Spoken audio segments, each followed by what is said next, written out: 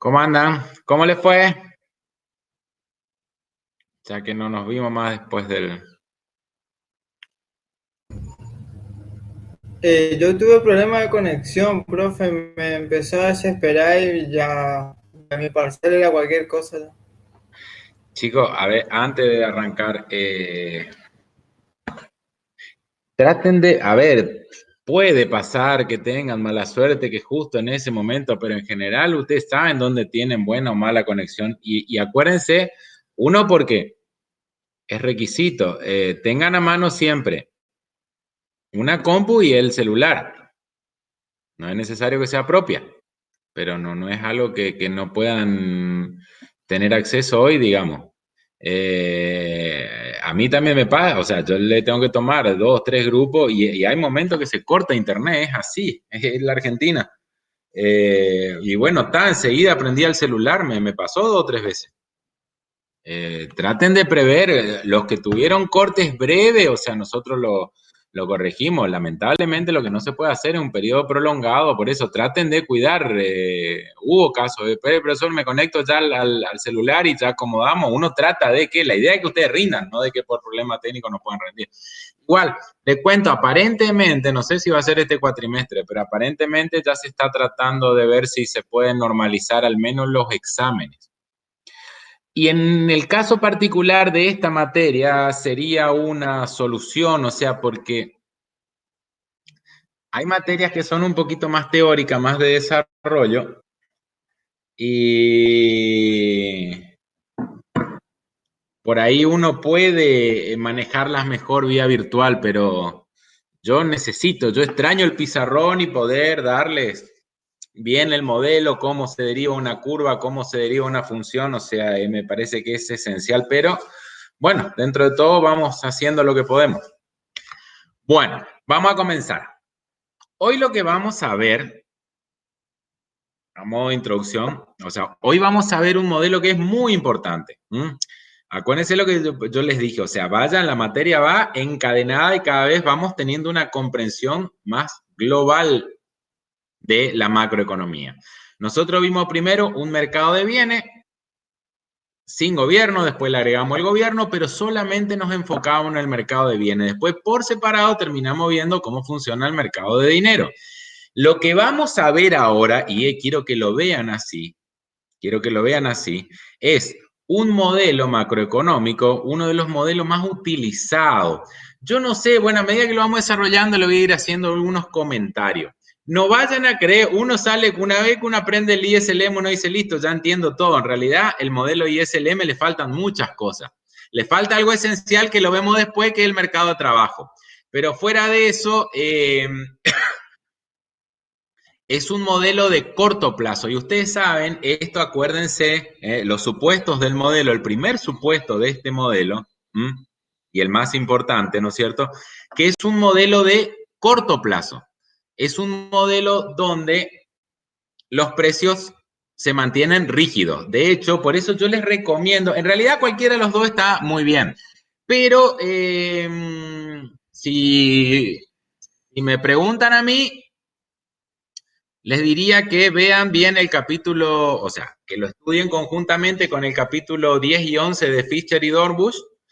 Uno porque, o sea, están bien claros los supuestos, estos, y porque él lo va acompañando, o sea, en este sentido lo hace muy bien el libro, él va acompañando mostrándole cómo se maneja la política monetaria de Estados Unidos, que es tan importante para nosotros, porque acá sube la tasa de interés y se nos desploma el mundo.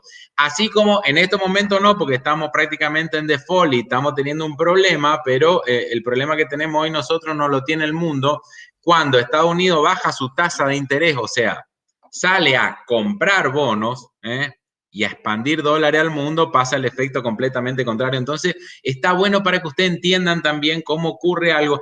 El modelo sí es aplicable a la Argentina y yo le voy a mostrar después que tiene ciertas limitaciones. Pero es un modelo que realmente ustedes miran la política monetaria y miran cómo lo explica Fischer y Dornbusch, como va diciendo acá una política monetaria, entonces fíjense cómo Estados Unidos bajó su tasa y esto generó este incremento de actividad, realmente está muy, muy bueno y ustedes ven que es algo que en la realidad repercute.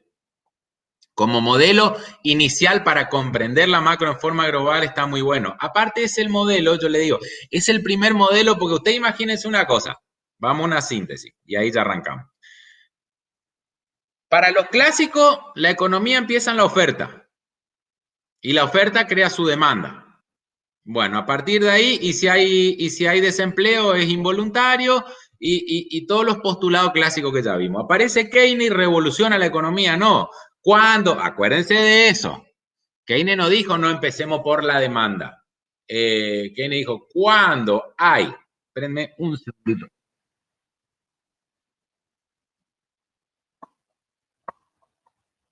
¿Cuándo hay? No sé por qué. En mi casa hay mosquito impresionante. Y eso que está fresco. Bueno, cuando hay una situación de desempleo, conviene que el Estado adopte políticas, que acá en este modelo vamos a ver de qué se trata, las políticas keynesianas, ¿no es cierto? Adopte política, ¿para qué? Para llevar el ingreso que está en una situación de desempleo a una situación de pleno empleo. Porque eso tiene que ser el objetivo de la política y la oferta no lo está resolviendo solo, entonces vamos a hacerlo a la demanda. ¿Qué es lo que tiene de importante el modelo ISLM? Es el modelo que primero es un modelo que se armó, ahora vamos a ver principalmente quiénes. Si ustedes leen el libro de Keynes, la teoría general, no se entiende mucho. Es un libro, yo no quiero decir mal escrito porque no le quiero quitar mérito a Keynes, porque Keynes revolucionó el mundo y sacó a Estados Unidos de la Gran Depresión. Pero como, aparte, no le pida tampoco que sea Borges, era Keynes. Entonces lo que hace es un tipo que tiene un montón de ideas y las trata de desarrollar como puede, con las capacidades que puede tener, ¿no es cierto?, en un libro. Entonces Hicks lo que hace es toma ese libro, ¿no es cierto?, interpreta lo que dice Keynes y lo que quería decir, porque el libro de Keynes, si ustedes lo toman literal, hasta en parte es bastante contradictorio, pero no le pida mucho, o sea, fue un tipo que revolucionó, el primero que revoluciona, el primero que genera una idea, obviamente, va a tener limitaciones, va a haber cosas que no va a haber, o sea, y por eso está bueno que por eso las escuelas tienen seguidores. Bueno, estos fueron los neo-keynesianos los que generaron el modelo y también trataron de conciliarlo con la escuela clásica, o sea, decir esto, pues yo le digo, la macroeconomía tiene que, si realmente les interesa encontrar la verdad, el agujero del mate, la conviene tomar como tomaron estos tipos en ese momento cuando se hizo la síntesis, la escuela de la síntesis neoclásica keynesiana. Bueno, a ver, esto dicen que es oferta y este dice que es demanda. Veamos la realidad, analicemos, discutimos, estudiamos, generemos modelos, y de ahí se genera la síntesis, que es una conciliación entre los dos modelos. Entonces, el modelo de Hicks es como que viene también a traer eso. Mirá, hacer keynesianismo es esto en este modelo. Esto es lo que quiso decir Keynes. O sea, lo sintetiza y lo lleva a un modelo. Pero cuidado porque tiene estas limitaciones que son propias de una economía donde la oferta realmente influye y que si la oferta no acompaña, tus políticas lo único que generaron fue aumento de precios, tus políticas de demanda. Entonces, por eso es bueno empezar a, o sea, verlo así objetivamente. Bueno, acá ve, hay dos posiciones tan opuestas, ve quién tiene la razón. Y alguien tiene que tener, nadie va a tener toda la razón, pero alguien va a tener un poco más y de dónde sacamos quién tiene más o menos razón. Y en base a la evidencia. Y uno puede tener la razón en un momento y puede no tenerla en otro momento porque las circunstancias cambiaron. Y esto es algo que el mismo Keynes lo decía. El mismo Keynes dijo varias veces, cuando los hechos cambian, yo cambio de opinión. ¿Y usted qué hace? Y tiene razón, porque si vos estás en recesión, los precios no aumentan, vos podés hacer política keynesiana para salir. Y esto pasó en la Argentina, pasó en el año 97, 98. Yo era estudiante todavía y todos reclamábamos política keynesiana porque era muy dura, la recesión era muy, muy, muy dura. El desempleo llegaba al 15%, está bien, no había inflación. Pero vos decías, por Dios, volvamos a tener un poco de política activa porque la situación es desesperante y había gente que la pasó muy mal, muchas empresas cerradas, mucha gente sin trabajo y no se podía aplicar política. ¿Por qué? Porque el tipo de cambio, o sea, la paridad cambiaria del 1 a 1 no permitía generar política y nosotros, bueno, pues salgamos por Dios de ese 1 a 1 y generemos política porque si no este país va a un estallido social que no es solo el problema el estallido en sí, el problema es lo que sufría la gente, que de hecho fue lo que pasó en el 2002. Y bueno, Se salió, se aplicó, después uno entiende, pará, no fue solo que hacía falta una política keynesiana, hubo un contexto en el 2002, un contexto internacional que cambió y que favoreció. Pero lo que sí, hubo del 2002 al 2006-2007 políticas económicas activas que tenía que haber, en mi opinión, tenía que haber. Cada uno tendrá su opinión una vez que lean la historia. Terminen de aprender la materia, lean la historia y cada uno hace su opinión. En mi opinión está bien, hacían falta políticas activas, hizo bien que se las haga en ese primer periodo del kirchnerismo porque el país se recuperó rápidamente. Y lo que sí la crítica que le hago en términos generales a la política macroeconómica es que fue muy excesiva y no se supo cuándo parar. Había algo que era una consigna, porque era una expansión del gasto público infernal entre el 2002 y el 2006-2007, pero había una consigna que decía y que por eso también las expectativas estaban tranquilas. Había inflación, sí, poca, pero había mucho más crecimiento que inflación. Pero siempre había como una consigna del gobierno en ese momento que decía, el límite es mantener siempre los superávit gemelos, superávit fiscal y superávit comercial. Hasta ahí nosotros podemos expandir la demanda. ¿Me entienden lo que, a modo de introducción? O sea, podemos expandir la demanda desde el Estado, pero con un límite. El límite es no entrar en déficit fiscal, porque eso va a hacer que tengamos que emitir y genere inflación, y no entrar en déficit comercial, porque eso va a hacer que nos quedemos sin dólares, y ahí se viene la otra corrida. Lamentablemente, ese postulado de limitarse a esos dos puntos se perdió, y se perdió y empezaron todos los problemas. Y acá otra vez, si tenés déficit y en algún momento vas a tener un problema. Primero te comes los ahorros, después te empiezas a endeudar. Una vez que no te puedes comer los ahorros, no te puedes endeudar más, no puedes aumentar más los impuestos y vas a empezar a emitir, vas a empezar a generar una inflación con recesión tremenda. O sea, lo que pasa en la Argentina está escrito. Y nunca es, como dice Dorbush, nunca es distinto. Acá es distinto, no, nunca lo es. Nunca, nunca lo es. Siempre pasa lo que es lógico que pase. Si gastás más de lo que recaudás, en un momento vas a tener problemas. O sea, financiamiento lo tenés de tres maneras. Se te agota una, vas por la otra. Se te agota la otra, vas por la tercera. Y bueno, se te agota esa y la inflación se encarga de cobrarte. Y ahí le entra a echar la culpa a los formadores de precios, lo que sea, pero la inflación... Miren, yo le voy a decir algo. Que haya monopolios o concentración económica, sí, y aparte esto ustedes lo ven en micro, eso puede ser responsable de precios altos. De precios altos, sí. Lo que no puede ser responsable eso, de precios creciendo. ¿Me entienden la diferencia? ¿Me entienden la diferencia? Les pregunto. Precios altos es que algo que si hubiese competencia perfecta se ofrece a...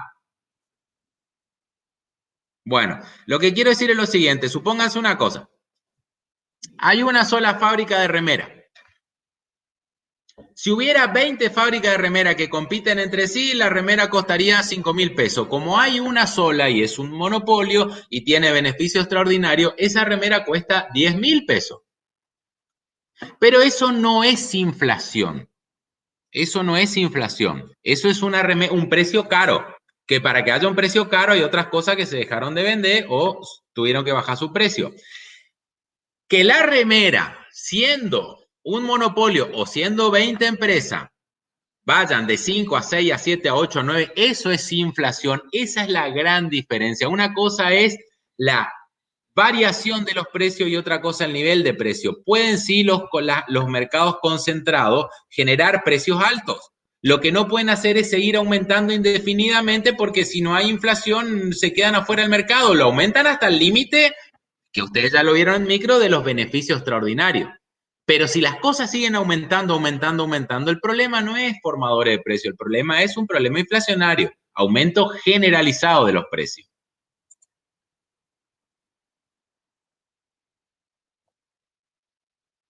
Ahí está, es así, ahí está, eso, Shirley. El monopolio no puede subir indefinidamente, lo fija a un nivel, al nivel de el beneficio extraordinario máximo obtenido condicionado por su demanda. O sea, no soy de... Esto ustedes ya lo vieron en micro. pero en competencia perfecta sería menor, lo que sí no aumentarían los precios continuamente. Bueno, vamos a arrancar entonces. Comparto.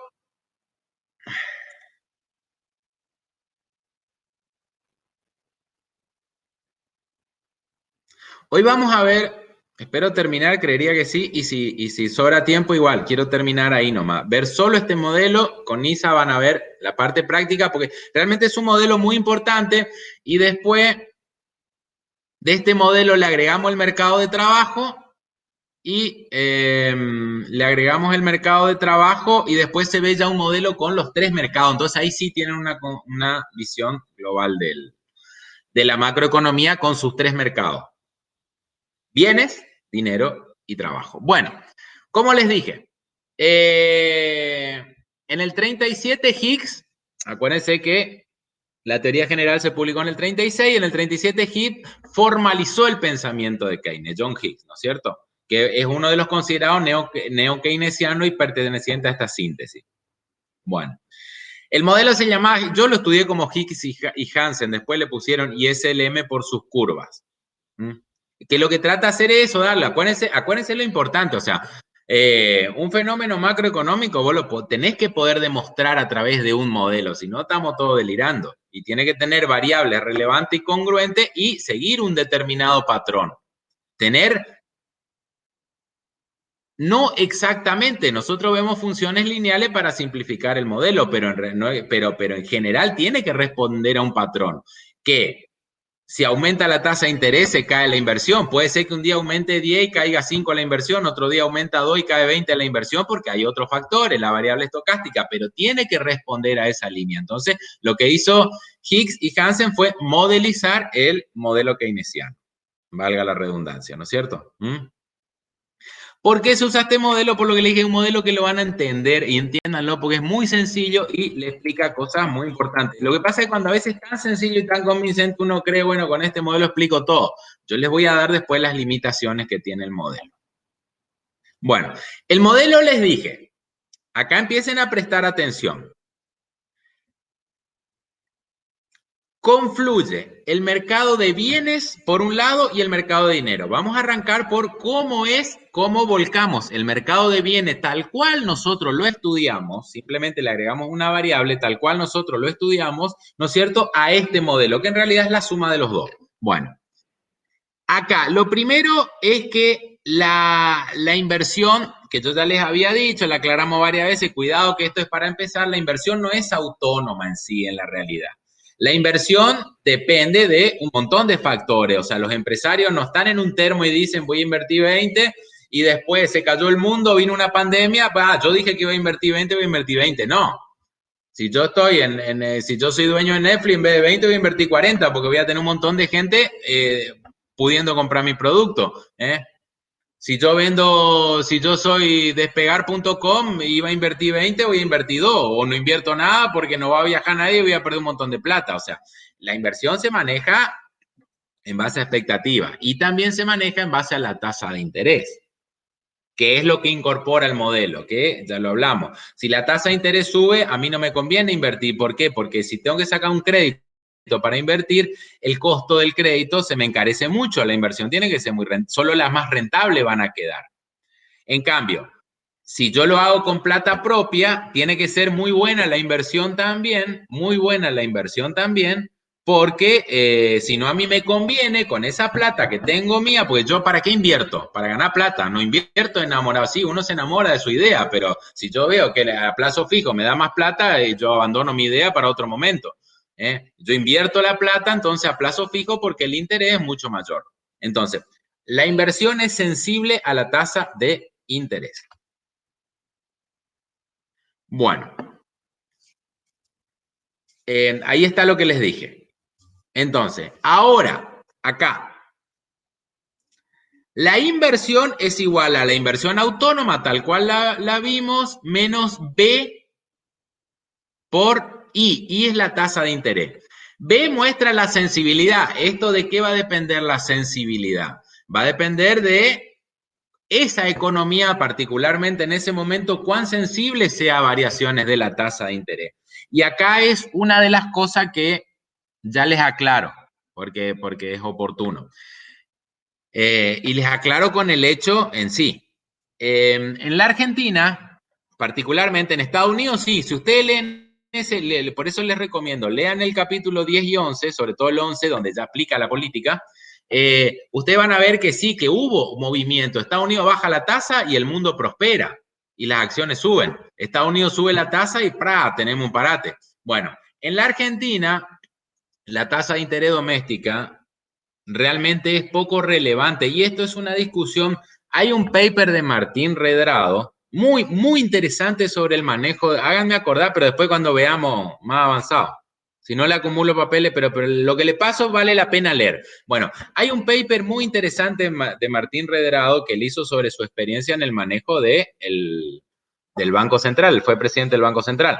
Y una de las cosas importantes que decía Martín Redrado de lo siguiente, o sea, en la Argentina lo que hay que hacer más que controlar la tasa de interés, que de por sí es volátil, lo que hay que controlar es el tipo de cambio, o sea, pasa a un segundo plano la tasa, ¿y dónde está el tipo de cambio en este modelo? Y bueno, no, este no es un modelo que contemple eso, después le agregaremos cosas, pero sí él decía que era poco relevante, entonces lo que le quiero decir que, por ejemplo, en Argentina B va a ser muy baja.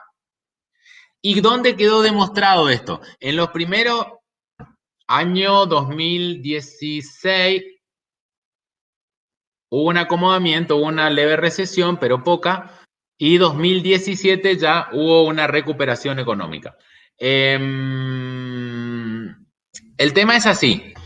En la Argentina, bueno, cuando sube Sturzenegger, eleva la tasa al 40%, que hoy nos parecerá una tasa negativa porque la inflación tranquilamente va a superar eso. Pero él eleva la tasa de interés al 40% diciendo, no, y todos le salieron a refutar, escúchame, a esa tasa se van a fundir todo, porque si la tasa es alta, duplicó prácticamente la tasa de interés. Si la tasa es alta, la inversión se va a caer. Y él siguió firme con su idea, no, vamos a poner la tasa alta porque lo que necesito es, con la tasa alta, acomodar, o sea, hacer bajar la inflación, pero no va a afectar la economía real. Y algo de cierto hubo, ¿por qué? Porque en realidad la economía en el 2017 tuvo crecimiento económico. Hasta que en el 2018 el contexto externo cambió y ¡pum! Le llevó puesto. También, a ver, el Banco Central no puede hacer todo. Acá tuvo mucho que ver que no se corrigió lo que se tenía que haber corregido, la situación fiscal del país, mientras se pudo endeudar, se endeudó y el día que se terminó la deuda, y bueno, te pasa factura. Pero en sí, separando las cosas, se puede ver de que haber aumentado tanto la tasa de interés no afectó tanto la economía real en la Argentina. No afectó tanto, digamos. Entonces sería como que ve acá es baja, mientras que en Estados Unidos es sumamente alta. Es la sensibilidad que tiene Estados Unidos. Entonces, ¿qué es lo que quiere decir? Que la inversión, si la tasa de interés sube, va a caer. Y que si la tasa de interés cae, va a subir. ¿Cuánto? Depende de la realidad de cada economía. Esto es lo que quiero que les quede claro. O sea, no es un... Es más o menos. ¿Me van siguiendo? Pregunto, a ver que me vayan contestando algunos. Ven que la ecuación es muy sencilla, o sea, pasa a depender, dependía solamente de la inversión autónoma a la inversión y ahora depende de la tasa de interés, de forma negativa.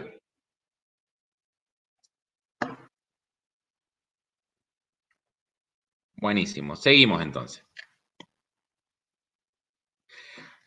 Acá, por eso me gusta el pizarrón, porque yo el pizarrón voy haciendo con ustedes y voy derivando. Miren acá, sumamos, restamos. Así que yo lo que quiero es que ustedes agarren papel y lápiz y vamos, la derivación de la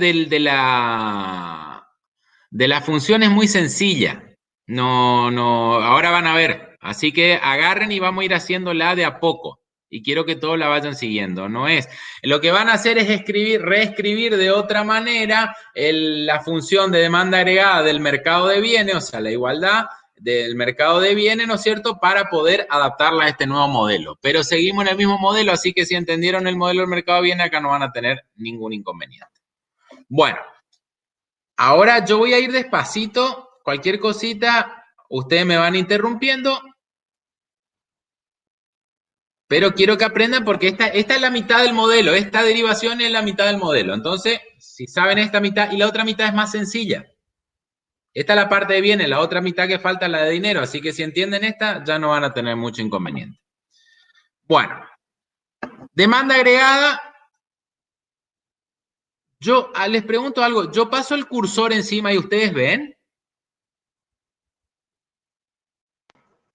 Se mueve así. O sea, yo hago así, ¿ustedes están viendo que muevo? Sí, profe, estamos viendo. Perfecto, seguimos entonces. Bueno, demanda agregada, consumo más inversión más gasto. Reemplazamos consumo por su función, ¿no es cierto? Una función de consumo con gobierno. Consumo autónomo más el consumo por las transferencias menos consumo por los impuestos, propensión marginal, ¿no es cierto? Por los impuestos, ¿no es cierto? O sea, consumo por I, por ID, ingreso disponible. El ingreso disponible, ustedes saben qué es. Ingreso más transferencia menos impuesto de suma fija menos impuestos proporcionales. Entonces, lo que hago ahí en un segundo paso es hacer la propiedad distributiva. Consumo autónomo más propensión marginal a consumir por ID que estaba reemplazado, lo empiezan a distribuir. Consumo por transferencia, menos consumo por impuesto de suma fija, menos consumo por la propensión por los impuestos proporcionales. Reemplazo también la función inversión por, les dije anteriormente acá, ¿no es cierto? Ya la inversión no es solo autónoma, sino que es inversión autónoma menos B por I.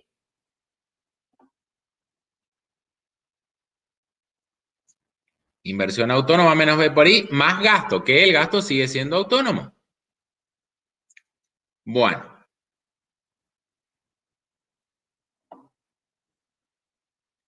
Llamamos A.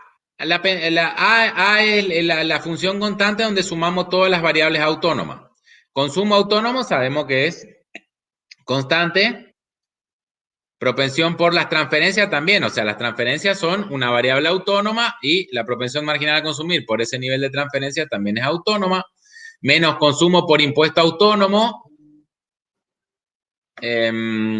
más la inversión autónoma nomás, más el gasto autónomo. Acá tenemos todos los términos constantes de la demanda. Entonces eso lo agrupamos en A. ¿Para qué? Para simplificar simplemente, ¿no es cierto?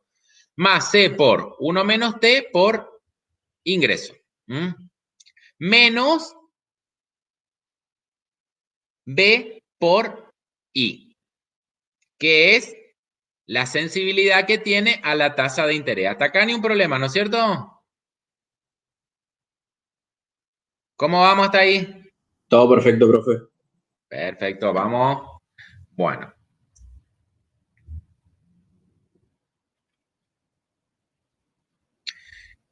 Y ahí entonces lo que hago es, junto los términos con I, por un lado, los términos, con I ingreso, ¿no es cierto? Los términos que no tienen I, los despejo por otro lado. Después háganlo, desarrollen bien, cualquier cosa, o sea, desarrollenlo, lleguen ahí. Saco factor común I, esto es factor común ingreso, ¿no es cierto? Y despejo el ingreso, pasando esto al otro lado, ¿no es cierto? Y ahí me queda la función. El ingreso es igual a 1 sobre 1 menos C por 1 menos T sub I, ¿no es cierto? Que era el efecto multiplicador, por A, que era todo este término constante, menos B por I. Les doy un ratito y desarróllenlo. ¿O entendieron? ¿Se entendió? ¿Se entendió, profe? Sí. Lo que estamos sacando ahí es el ingreso de equilibrio, solo que a la inversión le agregamos una variable, que es que depende en forma negativa la tasa de interés. Entonces, ahí tienen dentro del modelo ISLM lo que es el equilibrio en el mercado de bienes. Eso es el equilibrio en el mercado de bienes. Bien. Gráficamente. Este acá arriba era el modelo como tal cual lo conocíamos en el mercado de bienes. Acá teníamos una situación de equilibrio 1, que ¿qué pasaba acá? Se juntaban la oferta y la demanda, ¿no es cierto? La cruz keynesiana, ¿no es cierto? Acá había una situación de equilibrio. Bueno, ¿Qué es lo que en principio estamos mirando acá arriba? Acá hubo un desplazamiento de alguno de los componentes de la demanda.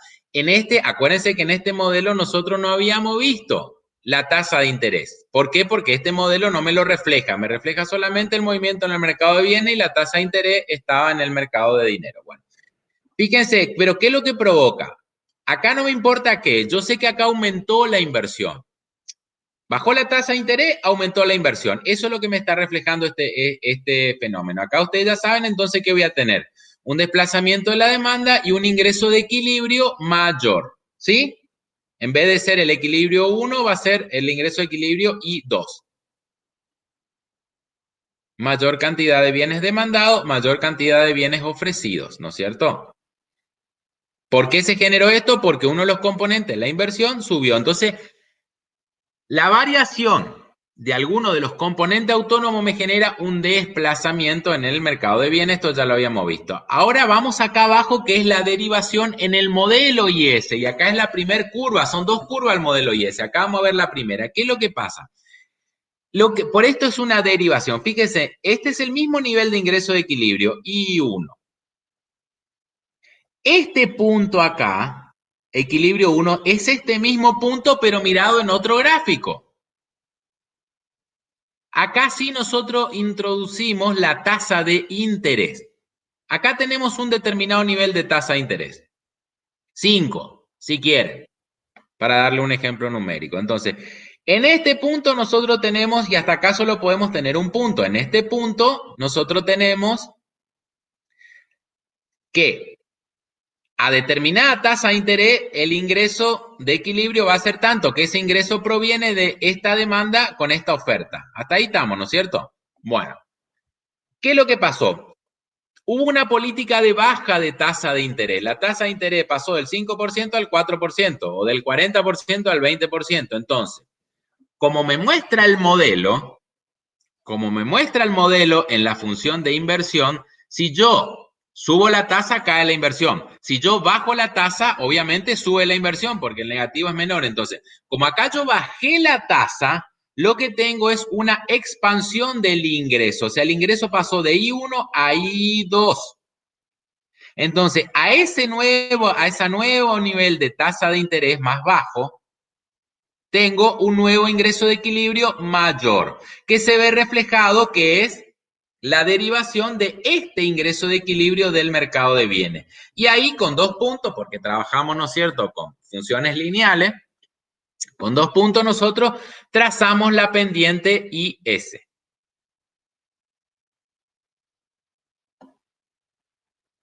Pregunto, ¿se entendió? ¿De dónde sale la derivación? Al modelo del mercado de bienes le agregamos la incidencia de la tasa de interés. ¿Cómo? Si baja la tasa de interés, va a aumentar el ingreso. ¿Por qué? Porque aumenta la inversión. Y la inversión es un componente de la demanda que me genera el efecto multiplicador. En este caso hicimos si baja la tasa de interés. También, fíjense una cosa, si yo parto de acá, yo estoy en este nivel de interés, de tasa de interés. Y el Banco Central decide subir la tasa de interés. Como sube la tasa de interés, hay gente que dice, no vamos a invertir, más vale, hacemos plazo fijo. Y al hacer plazo fijo, se cae la inversión. Se deja de comprar maquinaria o se dejan de obtener crédito porque el mismo se vuelve caro. Entonces, cae la inversión, cae la demanda, cae el ingreso. Tal cual lo conocimos acá en el mercado de bienes. Acá en el mercado de bienes sería el retroceso acá, y acá en la curva IS sería esto. A una mayor tasa, que sería I1 en este caso, nosotros vamos a tener un nivel de ingreso menor. Entonces, en una sola curva, nosotros mostramos una sucesión de equilibrios a una determinada tasa de interés. Si la tasa está acá en el medio, el punto de equilibrio va a ser acá, pero siempre estamos en una situación de equilibrio. Eso es lo que me muestra la curva IS.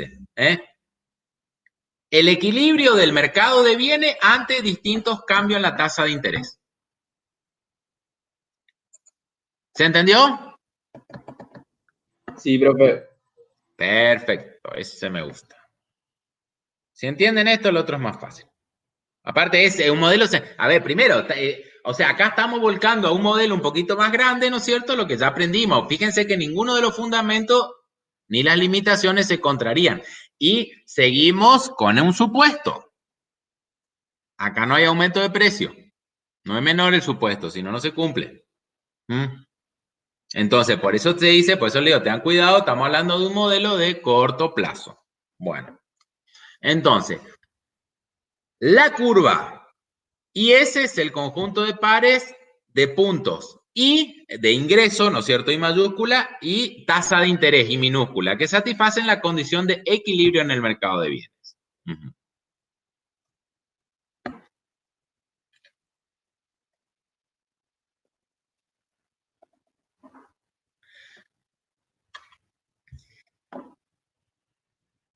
La curva IS, cuando hay desplazamiento y movimientos a lo largo de la curva. Bueno, cuando hay cambios en los componentes autónomos, vamos para arriba. Cuando aumenta el consumo autónomo, aumenta la inversión autónoma, aumenta el gasto autónomo, las transferencias autónomas o disminuyen los impuestos autónomos, cosa que lleve la demanda para arriba, que provoque este movimiento, lo que tenemos es un desplazamiento de la curva IS, ¿sí? Ahí se produce un desplazamiento de la curva IS. De una curva saltamos a la otra. A un mismo nivel de tasa de interés tenemos otro nivel de ingreso. ¿Por qué? Porque cambiaron uno de los componentes autónomos sin que cambie la tasa de interés. Para un lado y para el otro, obviamente. Y el movimiento a lo largo de la curva, yo ya les había mostrado acá, cuando hay un cambio en la tasa de interés, los desplazamientos son a lo largo de la curva. Cuando el cambio se da en la tasa de interés. Bueno. Ahora vamos a la curva LM, que es la otra curva, o sea, y con esto es la otra mitad del modelo, y ahí ya hacemos confluir el mercado de bienes y el mercado monetario. Bueno, primero, supuestos, importante. Relación entre el mercado monetario y el mercado de bonos. Esa misma condición de que sube la tasa, baja el precio de los bonos, aumenta la demanda de bonos, se cumple exactamente, el corolario de Walras. La condición de equilibrio monetario garantiza la del mercado de bonos. Ese primer supuesto que vimos se sigue cumpliendo. Si no, no funciona. O sea, ¿qué es lo que no funciona? Si acá hay una preferencia por la liquidez, nos complica la vida. Nos complica la vida en el modelo, por eso. Y en la realidad, ahí ya entramos a un poco más, un poco menos, pero como regla general, ya les digo, acompaña mucho. Bueno, la oferta de dinero es una variable exógena.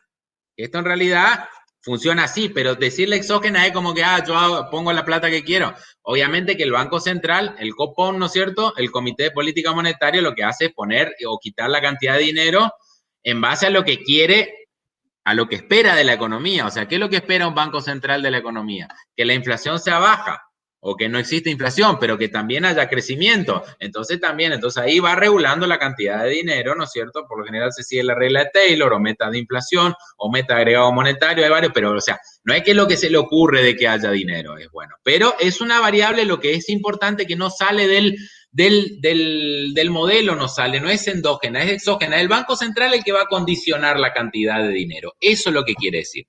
El Banco Central, obviamente que en la realidad el Banco Central pone la cantidad de dinero buscando un objetivo, siempre que pueda. Cuando el Banco Central actúa bajo dominancia fiscal, este concepto, acuérdense, ahí se terminó toda la ciencia. ¿Qué significa la dominancia fiscal? Cuando el Banco Central lo que tiene que hacer es emitir dinero para financiar el sector público no financiero. O sea, emitir dinero para financiar al gobierno, ahí ya no hay política que valga, ahí está generando una oferta monetaria en base a la necesidad del gobierno, y esto no siempre, en realidad nunca, va acorde a el dinero que necesita esa economía, y ahí empiezan los problemas inflacionarios. Cuando el Banco Central actúa bajo dominancia fiscal hay inflación, seguro, seguro.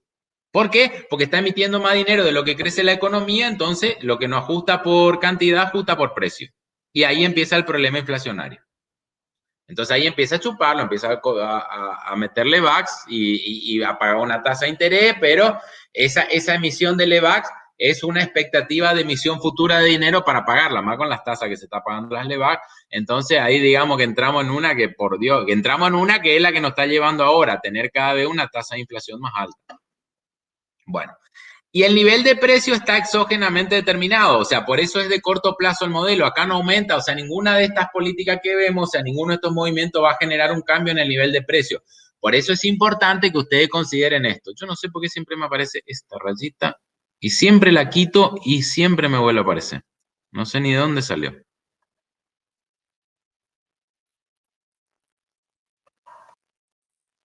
Bueno, entonces, o sea, acá se parte de que la curva de ingreso es plana, como lo vimos al principio. Si hay algún movimiento que impacte sobre la demanda, en este caso lo que nosotros hacemos es, por ejemplo, mover la tasa de interés para que haya un aumento de inversión, lo que va a haber es un aumento de cantidad real de inversión, no va a haber aumento de precio. No siempre sucede eso. Si hay expectativa, se complica. Bueno, el equilibrio en el mercado de dinero es mucho más sencillo, o sea, partiendo de que depende de una decisión del Banco Central. Nosotros sabemos que la demanda de dinero es una función con una variable K, ¿no es cierto?, que me muestra el grado de sensibilidad de la demanda de dinero ante variación del ingreso, ¿no es cierto? Ustedes saben que aumenta el ingreso y ya vimos, hay un aumento de demanda de dinero por motivo transacción y precaución. Entonces, K me va a mostrar cuánto repercute ese aumento del ingreso en la demanda de dinero. Menos también, ¿no es cierto?, es una inversa de la tasa de interés. ¿Por qué? Porque a medida que aumenta la tasa de interés, es mucho más caro tener el dinero ocioso. Entonces, cuando aumente la tasa de interés, yo retener dinero, lo que estoy haciendo es perdiendo de ganarme un montón de interés si yo lo depositara. ¿Sí? ¿Se entiende? Bueno, los cambios entonces en I desplazan a L, muestran diferente equilibrio en el mercado de dinero. La oferta de dinero, ustedes ya saben, es la oferta real de dinero, pero como dijimos que en el corto plazo los precios no se mueven, MP es constante porque P no se modifica. Entonces, la condición de equilibrio es que la oferta de dinero es igual a la demanda de dinero. Reemplazamos, esto es oferta, demanda. Oferta es MP, cantidad de dinero, ¿no es cierto? Base monetaria sobre cantidad real de dinero, base monetaria sobre precio. Y demanda es K por ingreso menos H por la tasa de interés. Y ahí despejamos la tasa de interés. Y nos queda que, la tasa de interés de equilibrio es K por I menos la oferta de dinero sobre H. Vamos a la derivación gráfica y ahí paramos para ver si entendieron. Bueno, este es el mercado de dinero. Este es el mercado de dinero. Si aumenta el ingreso de I1 a I2, el ingreso en el mercado de dinero, acuérdense que no se va a ver, no se va a ver.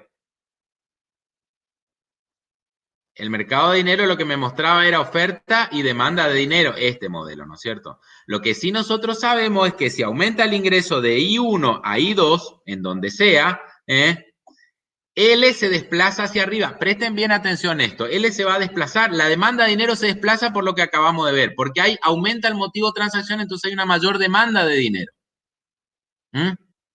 Si hay una mayor demanda de dinero, eso me provoca un aumento en la tasa de interés, donde los mercados vuelven a estar equilibrados. Entonces yo tengo un aumento en el ingreso, me genera un aumento por motivo de transacción y este aumento por motivo de transacción me lleva a un aumento en la tasa de interés.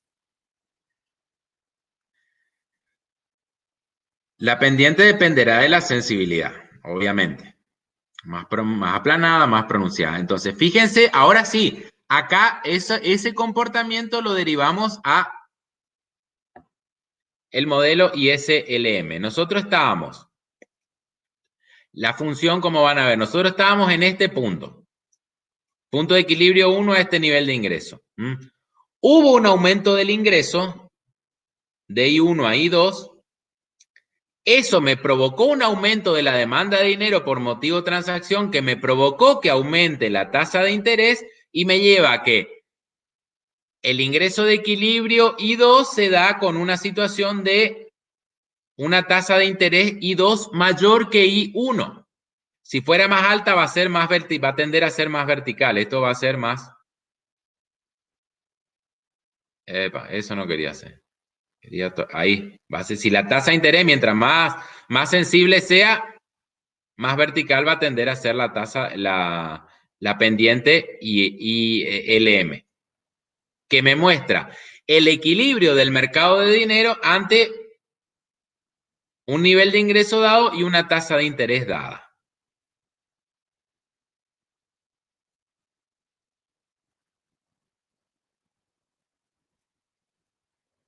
¿Cómo vamos hasta acá? ¿Entendieron la derivación de LM? Yo sí, profe. ¿Y el resto? Sí, profe. Bueno. Vean, repasen, pero el modelo es sumamente sencillo, no, o sea, obviamente, repásenlo bien y siempre le van a salir dudas y ahí, pero esta semana nos vamos a dedicar exclusivamente a ISLM. Bueno, se aumenta la oferta de dinero, ¿no es cierto? La tasa de interés cae. Esto ya saben, aumenta la oferta de dinero, la tasa de interés cae para equilibrar nuevamente el mercado de dinero. Y dada un determinado ingreso de equilibrio, LM se desplaza hacia abajo, de LM1 a LM2. Esto cuando se cae, ¿no es cierto? En el mercado de dinero. Entonces, acá es donde ocurre un desplazamiento. Acá no varió el ingreso, simplemente se cayó la tasa de interés, entonces hay un desplazamiento. ¿Por qué? Porque acá vemos que aumentó la oferta de este punto a este punto, a esta tasa de interés hubo un aumento de la oferta de dinero, cayó la tasa de interés, eso es lo que me muestra el mercado de dinero. Entonces, eso se refleja en el modelo ISLM con este desplazamiento hacia abajo, ¿no es cierto?, de la curva LM. De I1 a I2, que I2 es menor.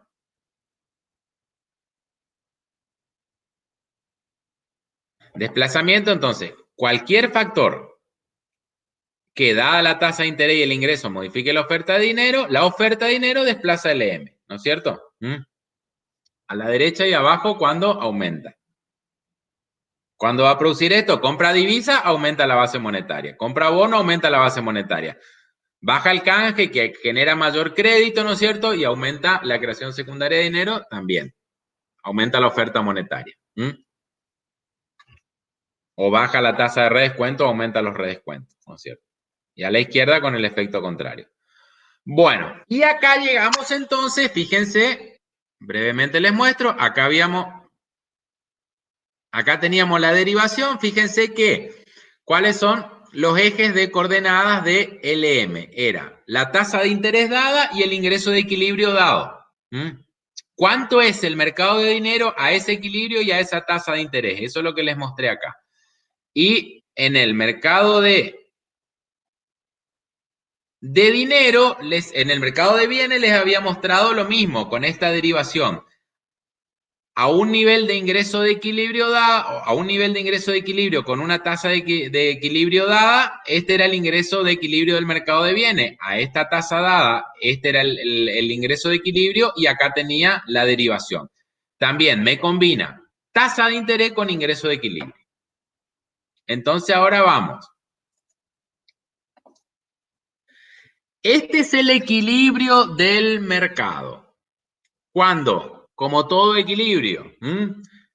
Cuando coinciden IS y LM a una misma tasa de interés y a un mismo nivel de ingreso de equilibrio, es que el mercado, yo les diría ahora en general, pero después le voy a decir, esperen que faltó un mercado, pero no estaba completo. No. Esto es un equilibrio general, le falta todavía un mercado de trabajo. y después faltan otras cosas. Pero acá ustedes pueden ver que de los dos mercados principales que vimos, el de bienes y el de dinero, se encuentran en equilibrio en este punto. Acá no habría tendencia al cambio, o sea, la tasa de interés es esta y este el ingreso de equilibrio, y acá bienes está en equilibrio, oferta y demanda de bienes, y acá está en equilibrio oferta y demanda de dinero. Eso es el modelo. Ahora vamos a ver cómo se mueve. Pero quiero que entiendan, quiero saber si entendieron el modelo. Y SLM terminamos representando en una tasa de interés dada y un ingreso de equilibrio dado los múltiples equilibrios que pueda haber, tanto del mercado de bienes como del mercado de dinero. ¿Está? ¿Se entendió? Y ahora vamos a ver para qué nos sirve esto. ¿Se entendió, chicos? Sí, profe. Bueno. Ahora vamos a ver.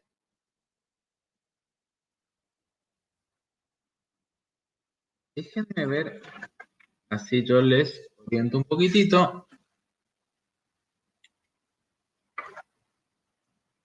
Sí.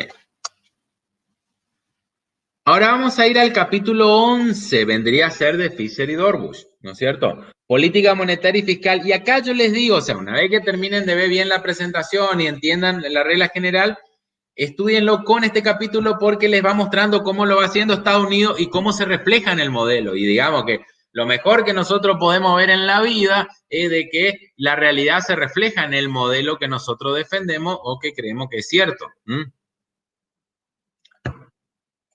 Bueno, lo que vamos a ver ahora, entonces, acá hay una situación de equilibrio. Pero ustedes saben que lo que nosotros, por ahí esta situación de equilibrio, ¿por qué entonces vamos a tocar si está en equilibrio? Y porque según la economía keynesiana, ese equilibrio puede ser un equilibrio de recesión, donde hay desempleo, y lo que nosotros queremos hacer es que llegue a un equilibrio mayor.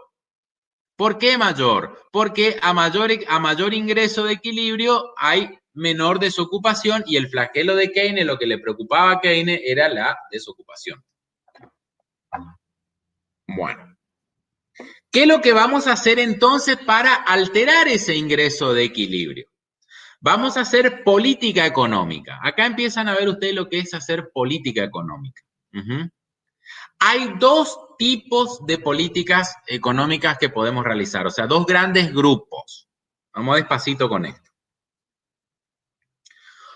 Uno es la política fiscal, que está a cargo del Congreso. En línea general está a cargo del Congreso. A ver, pero si el presidente dice que vamos a aumentar el gasto, vamos a disminuir el gasto.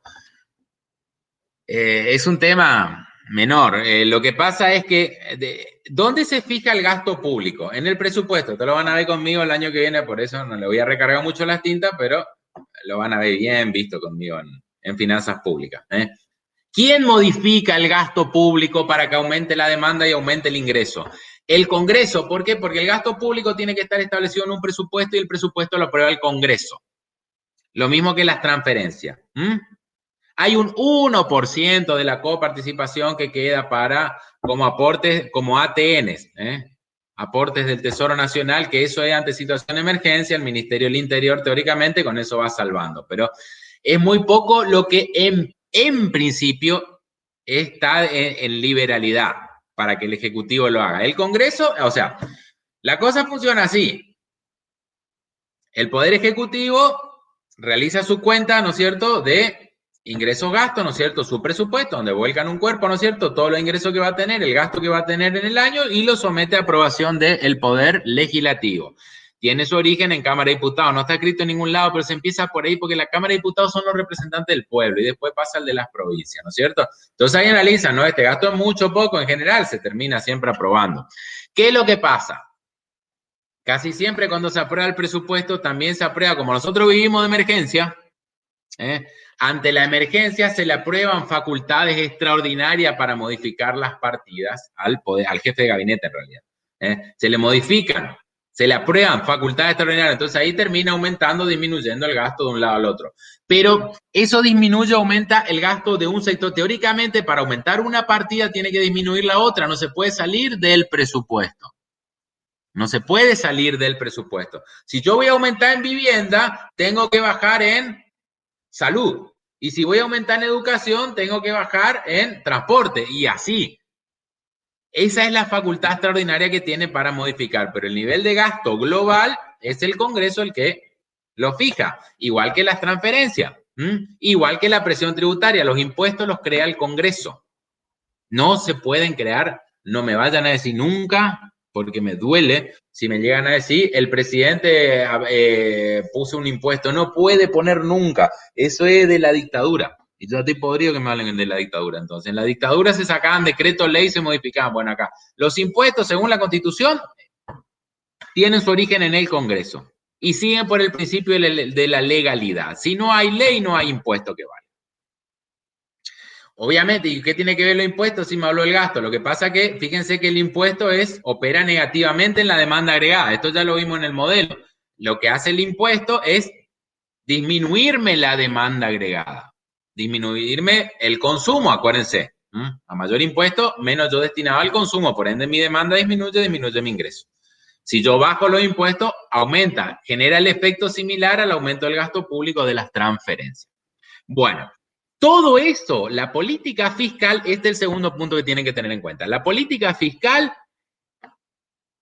como me afecta al mercado de bienes, porque el gasto público es un componente directo de la demanda agregada, las transferencias y los impuestos no, pero ustedes saben que operan, ya lo vimos bien en el efecto multiplicador, operan indirectamente en la demanda a través del consumo, ¿no es cierto? Esto tiene que ver dónde va a repercutir la política fiscal en la curva IS. En esta dependiente negativa, que si sube la tasa de interés me hace caer la inversión. Bueno, ahora vamos a la otra política, la política monetaria. La política monetaria, esta está a cargo del Banco Central, como lo vimos, que debería tener autonomía suficiente, no soberanía, sí autonomía. O sea, la decisión, esto es de una buena administración pública en su conjunto. El Banco Central, hay incluso un juego, el dilema del prisionero, sí, algunos ya lo habrá escuchado, o sea, el dilema del prisionero es el primer juego y la verdad que es un juego fantástico para explicar, o sea, cómo interactúan, ¿no es cierto?, dos posiciones opuestas y cuál sería el bienestar general. Después, en la película de Una mente brillante, no me queda muy claro que esa fue la postura de Nash que está en la película. Y en realidad después leí una crítica que también coincidía conmigo, me quedé más tranquilo. Bueno, la teoría de los juegos explica eso, no lo voy a hacer ahora, pero lo que dice es lo siguiente, o sea, hay dos actores independientes, ¿no es cierto? Al Banco Central le conviene una inflación baja, porque su función, esto tengan en cuenta para saber de qué estamos hablando. La función del Banco Central, entre otras, después le agregaron de vuelta, le habían quitado, en la convertibilidad quedó solo esta, después, cuando reformaron la Carta Orgánica, le agregaron prestamista de última instancia, fomentar el crédito, un montón de funciones, pero la función básica en este Banco Central y en cualquiera del mundo, y la función elemental es preservar el valor de la moneda, o sea que no haya inflación, para eso se tiene que dedicar un Banco Central, y por eso se enoja tanto, y ahí verán otra vez, lo nombramos. Lo que pasa es que si yo tengo que nombrar a alguien que con su hasta sesgo de mala educación, ¿no es cierto?, y rosa bastante el ordinario a veces, es un tipo que te saca los datos, o sea, cuando Milei dice, o sea, yo no creo que tenga que desaparecer el Banco Central, a mí me parece un absurdo, no hay país. Es el problema de cuando estos libertarios terminan no siendo del todo serios. Ellos la crítica la tienen muy bien fundamentada, pero después no, entonces hay que directamente erradicar todo atisbo de que tenga que ver con el Estado. Y no es lo que tenemos que tener un Estado que funcione bien en estas cosas. O sea, el papel del Banco Central está ahí entonces, pero los datos de él son irrefutables. Cuando no había Banco Central en la Argentina, no había inflación. Entonces, se crea el Banco Central y él dice, el Banco Central es la herramienta de los políticos, entonces de ahí pueden emitir dinero, hacen sus cosas, se afanan, según él. Vamos a ponerle que no se afanan, que son honestos, pero son irresponsables y fomentan el gasto público, pero no alcanza para esto. Y no alcanza con los impuestos, pero vamos a emitir plata y ahí va a alcanzar, y ahí sacan plata y eso genera inflación. ¿Por qué? Acuérdense que ellos siguen la regla de Friedman de que la inflación es un fenómeno estrictamente monetario. Es exclusivamente y en todo momento y en todo lugar un fenómeno estrictamente monetario. Esa es la postura. Para mí tiene una trampita semántica eso, pero que es el principal causante de la inflación, eso es innegable. A mí nadie me puede decir que la emisión monetaria no genera inflación o que va a bajar. Eso es una locura decir eso, una aberración. Bueno, entonces, el Banco Central está para eso, para preservar el papel de la moneda. Entonces, el jueguito lo que decía pues, el presidente del Banco Central quiere una inflación baja. Todos sabemos, y ustedes van a empezar a ver después de este cursado de macro, que una recesión en términos de precios, acuérdense que la inflación el año pasado no fue tanto, o sea, fue, pero mucho menos que lo que hubiese sido sin pandemia y sin la brutal recesión, sin la caída de 10 puntos del PBI. Durante los 2 últimos años de la convertibilidad, los precios incluso tuvieron deflación, pero la recesión era tremenda. El desempleo llegaba al 14-15%. Entonces, nosotros todos los que estamos en economía tenemos una idea de que una mayor recesión me mantiene los precios bajos o bajando. Entonces, si yo soy presidente del Banco Central y mi función es que no haya inflación, porque ahí es donde la moneda vale, porque si no hay inflación la moneda vale, y si los precios bajan, la misma moneda vale más todavía, y yo cumplí mi objetivo como presidente del Banco Central, entonces yo diría, yo voy a poner tan poca moneda de tal manera de que no haya inflación, no me importa, la recesión no es un problema mío, es un problema y acá viene el otro actor del juego.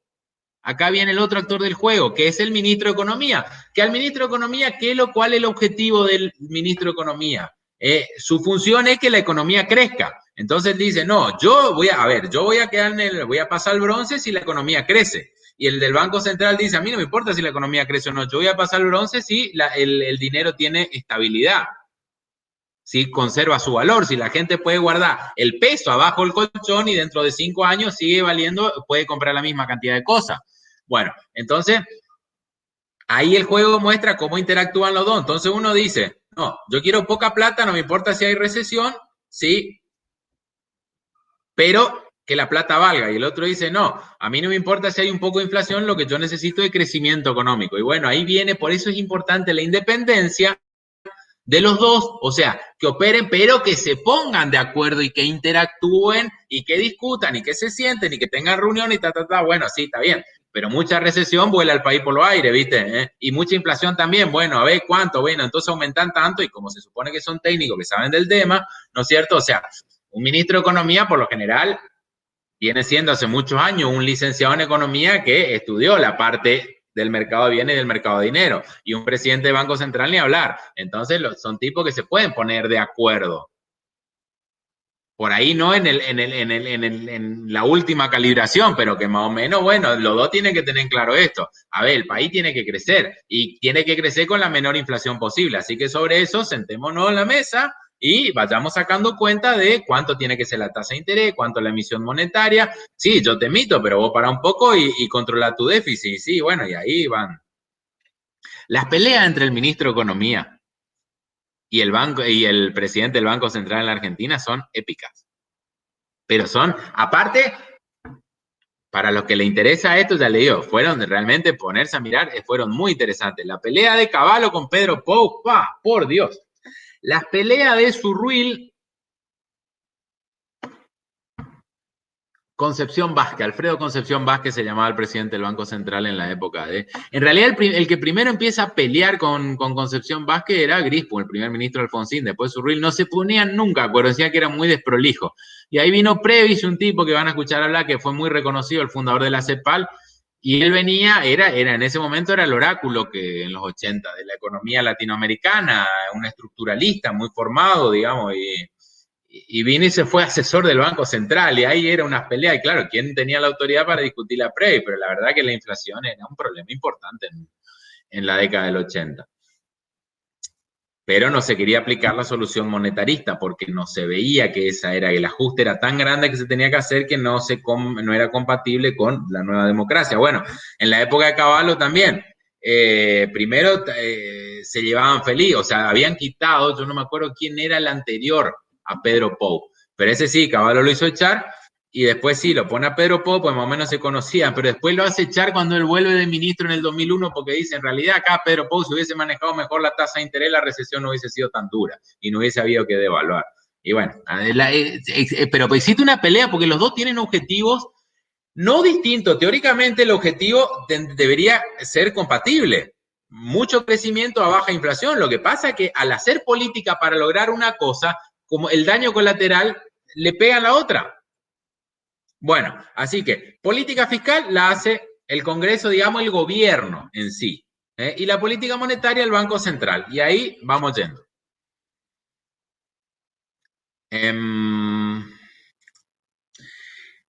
qué consiste una política monetaria expansiva o contractiva? Bueno, esto vamos a contestarlo al final. Yo le quiero terminar de dar. Porque son preguntas y respuestas. Y después la tienen ahí. Bueno, y vamos a ver el modelo.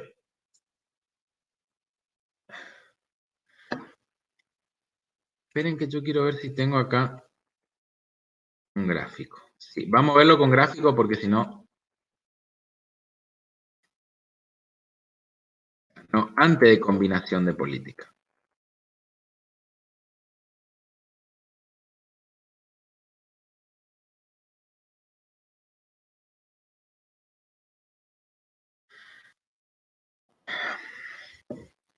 ¿Cuál era la primera? A ver, déjenme, háganme acordar el orden, así no vuelvo a cada rato. Vamos a ver, política monetaria expansiva, política monetaria contractiva, fiscal expansiva y fiscal contractiva. Bueno. Política monetaria, acá le hago brevemente y después van a ver y los prácticos van a ver bien en detalle. ¿Qué es lo que quiere hacer una política monetaria expansiva? ¿Para qué quisiera hacer una política monetaria expansiva el Banco Central? ¿Qué significa? A ver, primero, me están todos, le estoy preguntando ahora, me están todos prestando atención, le voy a pasar a explicar, son las 4 políticas y después son combinaciones de las 4. ¿Sí entendieron las 4? Que en realidad son 2, porque 4 porque puede ser expansiva o contractiva y la otra expansiva o contractiva. ¿Hasta acá vamos bien? Porque Sí, con esto profe. que vamos a ver, más o menos damos la síntesis. Entonces veamos gráficamente. Bueno, ¿para qué quiero hacer una política monetaria expansiva? Porque lo que quiero es que baje la tasa de interés para que aumente la inversión. Hasta ahí estamos de acuerdo. ¿Por qué? Porque el nivel de ingreso que hay, o sea, tiene mucho desempleo, entonces yo quiero que hay. Y yo como presidente del Banco Central creo que esa expansión la puedo hacer sin que se genere inflación. Y como en este modelo el supuesto es que es de corto plazo, ese no es un efecto que a mí me preocupe. No existe la inflación en el corto plazo, la curva de ingreso es plana, se mueven las cantidades, no los precios, así que yo hago la política que quiero. Bueno, entonces lo que hago, ¿dónde hay rayitas acá?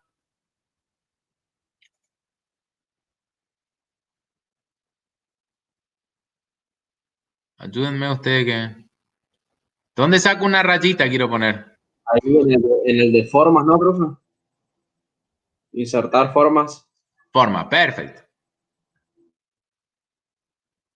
Entonces, lo que yo hago es esto. Esto es una política monetaria expansiva. Ya vieron arriba, ¿no es cierto? Yo lo que genero es...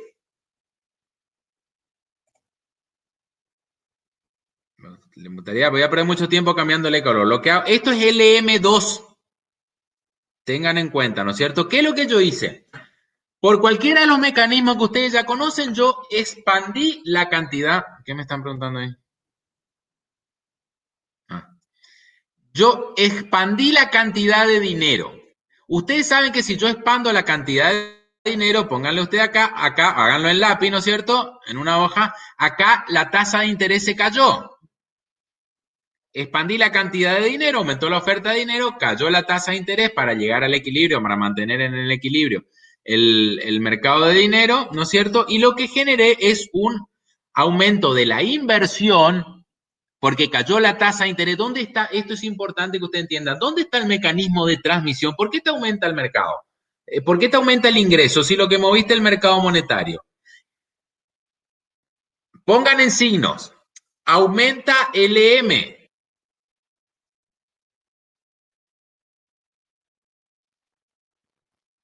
Cae la tasa de interés, porque ustedes ya saben subyacentemente por qué cae la tasa de interés, ¿no es cierto? y aumenta la inversión. Si cae la tasa de interés, aumenta la inversión. Y si aumenta la inversión, aumenta el ingreso. Ustedes ya saben, la inversión aumenta, aumenta la demanda agregada y ahí aumenta el ingreso. Entonces ahí yo llevo mi nueva situación de equilibrio entre el mercado monetario, que yo expandí la cantidad de dinero, y el mercado de bienes, lo llevo a este nivel, que es mayor a este.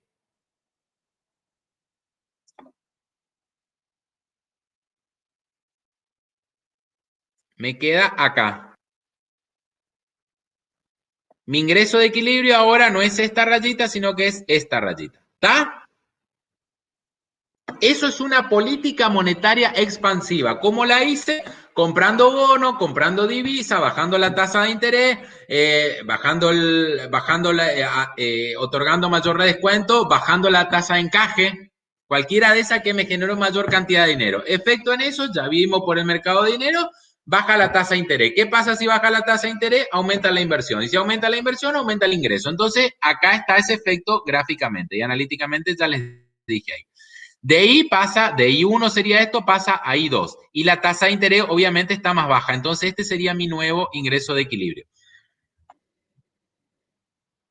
¿Se entendió, chicos? La política monetaria expansiva que hizo el Banco Central. ¿Qué efecto me genera en la economía? ¿Sí? Hola.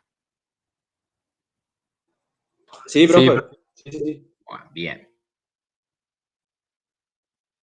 Vamos a deshacer esto y después le hago toda junta para, pues, si no, lleno de rayas en el pizarrón, me vuelvo a quejar. Bueno. La política monetaria contractiva al revés, retiro dinero, vendo bono, vendo divisa, retiro y obviamente rápido, para que tengan completo, pero es exactamente lo mismo. Lo que voy a generar es un desplazamiento a la izquierda de LM, que lo que me va a generar es que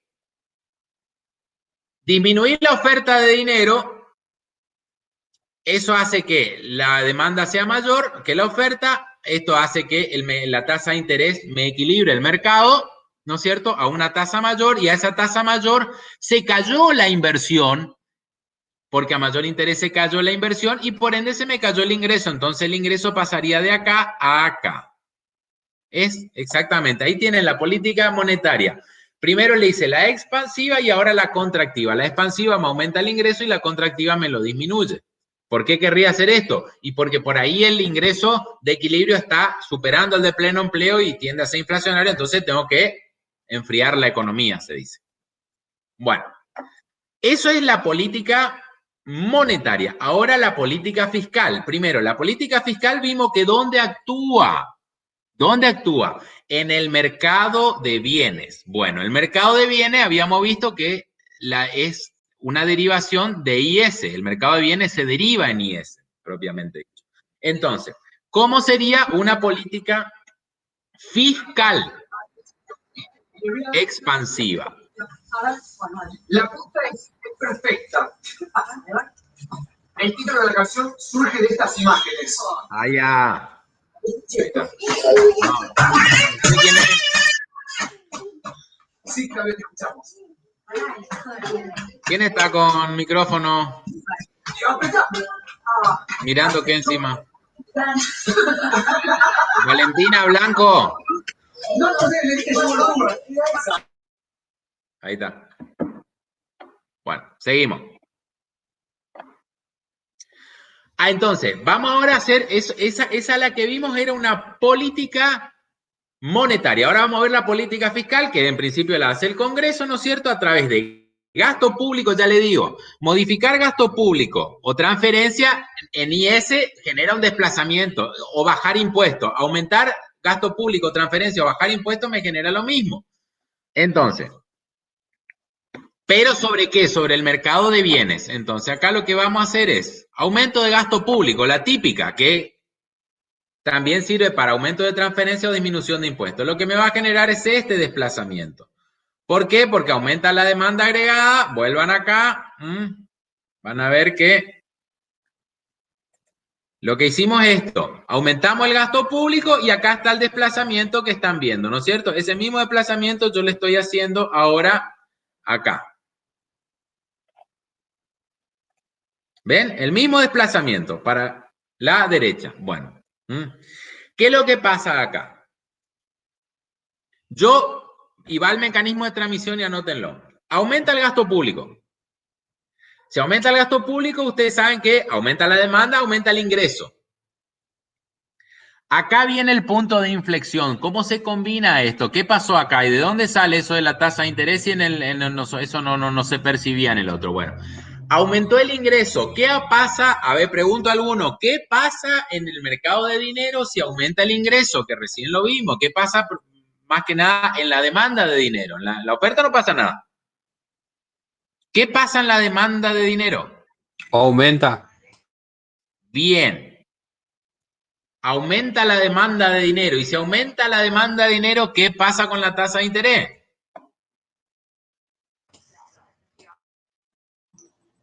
Disminuye, profe. ¿Se aumenta la demanda de dinero? Ay, ay, ay.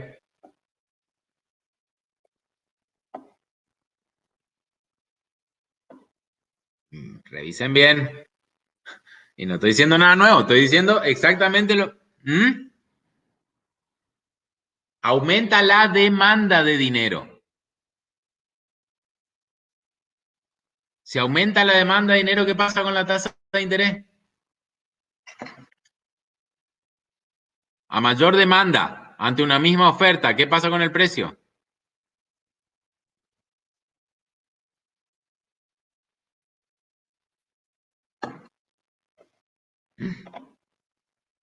Ay, ay, ay. Chicos,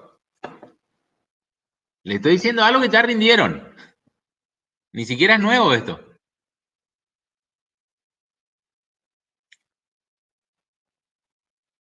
Obviamente, me van a decir ahora, aumenta, pero porque aumenta o disminuye. Lo que quiero que terminen de entender el mercado de dinero. Si aumenta el ingreso, aumentaba la demanda de dinero por motivo de transacción. ¿Esto hacía qué? ¿Qué generaba esto? Que aumentaba la demanda de dinero por motivo de transacción. Esto hacía que aumente la tasa de interés y esto hacía bajar el precio del bono. Entonces ahí aumentaba la demanda de bono y otra vez los mercados quedaban en equilibrio. Pero la tasa de interés, o sea, el aumento de la demanda de dinero depende de la renta y acá aumentó. Pero eso hace que genere un aumento en la tasa de interés. Entonces, me genera un desplazamiento a la derecha. Aumenta el ingreso.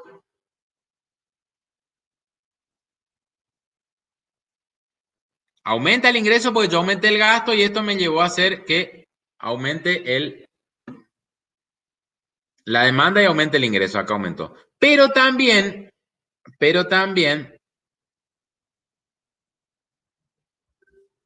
aumentó la tasa de interés de acá a acá.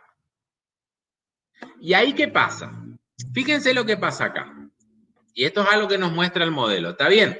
Vos querías aumentar el ingreso. ¿Por qué? Porque en este ingreso hay desempleo y vos lo que querías era traccionar con el gasto público, que aumente la demanda, cebar la bomba y todo el postulado keynesiano. ¿Está bien? Vos aumentaste, pero lo que generaste es un aumento de la tasa de interés. Ahora les pregunto, ese aumento de la tasa de interés, ¿vuelve a repercutir en el mercado de bienes?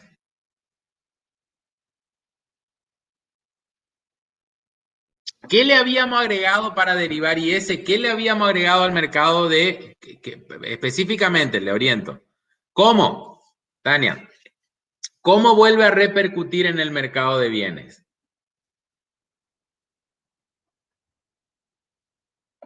¿En qué variable? En gasto no, porque es autónomo. El consumo no depende de... Ahí está, disminuye la inversión, porque se aumenta la tasa de interés. Por eso le digo, acá no están viendo nada nuevo, están viendo cómo en conjunto los dos mercados, así como le enseñamos, operan. Entonces, guarda que vos aumentaste tu gasto, está bien, pero generaste un aumento de la demanda de dinero y eso hizo que aumente la tasa de interés y te genera una caída de la inversión. Eso es el efecto cramdown o el efecto expulsión. Y fíjense lo importante que es esto, porque yo aumento, es más gasto público y menos inversión privada. Eso es tu modelo de corto plazo, pero ustedes saben que a la larga, si yo expando el gasto público y cae la inversión privada, a la larga hay algo que no va, porque ese gasto público lo tengo que mantener con impuestos que salen de recaudar sobre la actividad privada. Ahora, síganme el cursor. Les muestro paso a paso cómo viene la mano. Bueno, ¿qué pasó? Estamos en IS acá. Estamos en IS acá, en este punto de equilibrio. Yo lo que hice fue un aumento del gasto público que me llevó a este punto. Esta fue primero mi expansión del gasto, hasta acá. ¿Por qué se me va la forma siempre? La expansión del gasto público fue... No, había... De acá, siguiendo la línea... Me agarra la otra, ese es mi problema. Siguiendo esta línea, hasta acá. Hasta acá aumentó el ingreso por el aumento del gasto público, hasta acá. Ahí se produce, fíjense bien, ahí se produce el aumento de la demanda de dinero y esto hace que me aumente la tasa de interés. Entonces ahí empieza a disminuir la inversión y por ende a disminuir el ingreso hasta este punto. A ver, primero el ingreso aumenta y después disminuye. Aumenta más de lo que aumenta esto y disminuye este pedacito, pero aumenta en gasto público y disminuye en inversión privada. Por ende tengo una nueva composición de la demanda en ese ingreso de equilibrio que tiene una magnitud mayor de gasto público y una menor de inversión privada. Ese, digamos, que es el límite que te muestra, por eso es importante el modelo IS y que te está diciendo, vos no podés expandir eternamente el gasto público para aumentar el ingreso porque lo que está haciendo, si aumenta la tasa de interés, es hacer caer la inversión privada. Aparte, las otras cuestiones subyacentes que nos la muestra el modelo. Si vos aumentás el gasto público tenés que financiarlo.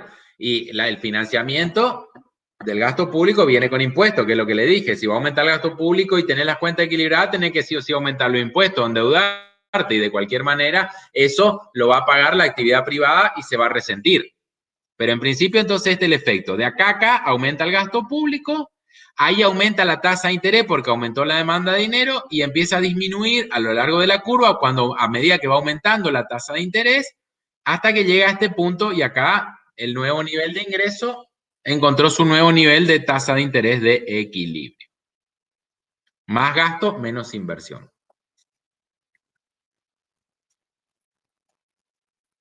¿Se entendió?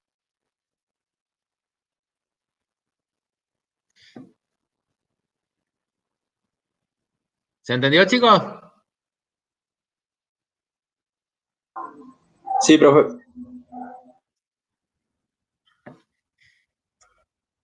Bueno, obviamente entonces, la política fiscal contractiva sería al revés. Yo estoy en este nivel y lo que hago es disminuir. Y fíjense que el efecto es exactamente igual. Supónganse que yo estoy en este nivel de ingreso. En este nivel de ingreso. Y yo lo que hago, en este nivel acá de ingreso, yo lo que hago es, digo, no, yo voy a ajustar mis cuentas fiscales. O sea, ¿por qué? Porque tengo déficit, tengo que ajustarlo. Entonces disminuyo el gasto público. De este ingreso yo me desplazo a este ingreso, que era el original. Yo disminuyo el gasto público. Entonces lo que hago es disminuir hasta acá. Hasta acá disminuye mi gasto público. Pero ¿qué pasa? Como disminuí el gasto público, disminuyó el ingreso, disminuyó la demanda de dinero y bajó la tasa de interés. Va bajando, pero a medida que baja la tasa de interés, aumenta la inversión. Entonces, de acá a acá disminuyó el gasto público y por ende disminuyó el ingreso. Y de acá a acá, este pedacito acá, lo que se produjo es un aumento de la inversión por la baja de la tasa de interés. Que obviamente que es menor que el ajuste que se hizo, pero es menor gasto público y más inversión y eso a largo plazo siempre es favorable. Bueno, las preguntas... tenemos que ver.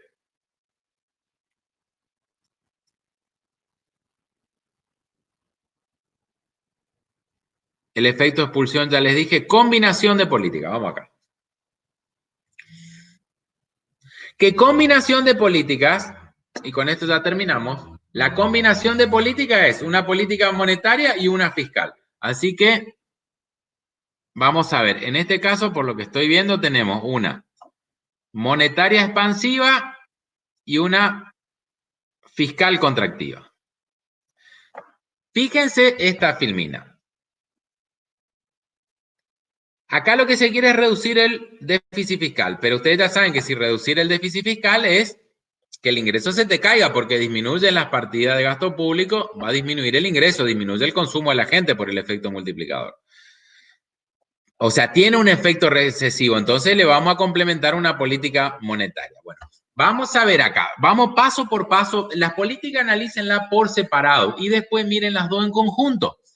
Y en el práctico lo que van a ver los prácticos son estos. Bueno, ¿qué es lo que hice acá primero? Yo quiero disminuir el déficit fiscal. ¿Qué es lo que hago? Desplazo IS, o sea, como achico el gasto, se me disminuye el ingreso. Se me disminuye el ingreso, ¿no es cierto? Estoy en este equilibrio y lo que hago es disminuirlo hasta acá, ¿no es cierto? Disminuye el ingreso. El efecto primero hace esto, pero baja la tasa de interés y queda acá. Bueno, yo al disminuir el gasto público, ¿no es cierto? Mi saldo de las cuentas fiscales, o sea, mi mercado de bienes queda en este equilibrio menor, pero yo no quiero que aumente el desempleo. Entonces, ¿qué es lo que hago con esto? Entonces, primero, ¿qué me genera esto? Disminución de gasto público es disminución de demanda, disminución de ingreso. Como disminuye el ingreso, anoten esto porque ese efecto es el que tienen que explicar. Disminuye la demanda de dinero por transacción y disminuye la tasa de interés. Y si disminuye la tasa de interés, vuelve a aumentar la inversión, pero en un grado menor.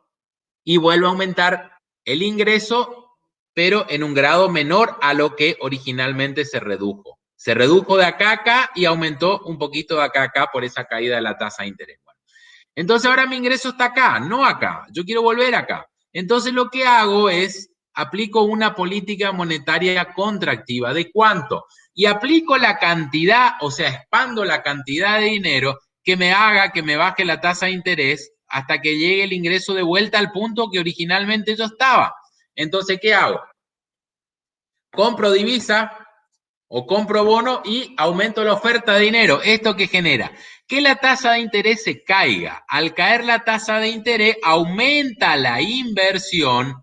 Yo hice esta expansión de dinero. Entonces eso me genera en esta línea del mercado IS, un aumento de la inversión por baja de la tasa de interés hasta que vuelvo a la situación original.